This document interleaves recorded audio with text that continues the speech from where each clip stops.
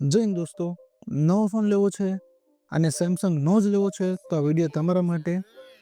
આજે આપણે રિવ્યૂ કરશું સેમસંગ A35ની અને છેલ્લે તમને જણાવીશ કે ખરેખર આ તમારે ફોન લેવો જોઈએ કે ન લેવો જોઈએ. તો વિડીયોને છેલ્લે સુધી જોજો. ચાલો શરૂ કરીએ. તો ડિઝાઇનની વાત કરીએ તો તમને ખબર જ છે કે સેમસંગના અત્યારે A series, M series, F series અને મોસ્ટલી બધી સિરીઝમાં ડિઝાઇન બધાની સેમ જ આવે છે, એટલે ડિઝાઇનમાં કંઈ પણ નવું જોવા નહીં મળે. એટલે સીધા આપણે શરૂ કરીએ ડિસ્પ્લેથી.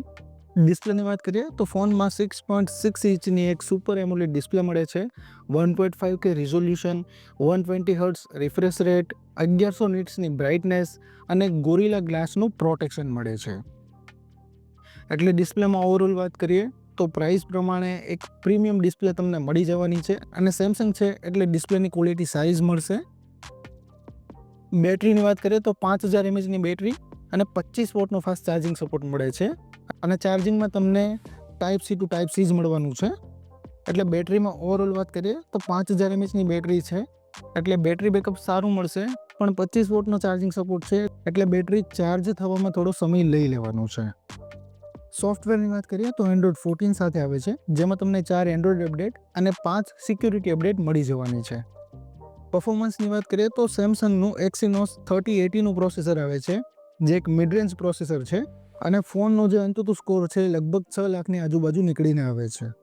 બાકી કેમેરાની વાત કરીએ તો ટ્રિપલ કેમેરા સેટઅપ મળે છે, જેમાં 50 મેગાપિક્સેલ વાઇડ કેમેરા છે, 8 મેગાપિક્સેલ અલ્ટ્રા વાઇડ કેમેરા છે અને 5 મેગાપિક્સેલનો માઇક્રો કેમેરા મળે છે, જેમાં તમે 4K 30 fps સુધી મેક્સિમમ વિડીયો રેકોર્ડિંગ કરી શકવાના છો. અને સેલ્ફી કેમેરાની વાત કરીએ તો 13 મેગાપિક્સેલનો સેલ્ફી કેમેરા મળે છે, જેમાં 4K 30 fps સુધી મેક્સિમમ વિડીયો રેકોર્ડિંગ કરી શકવાના છો.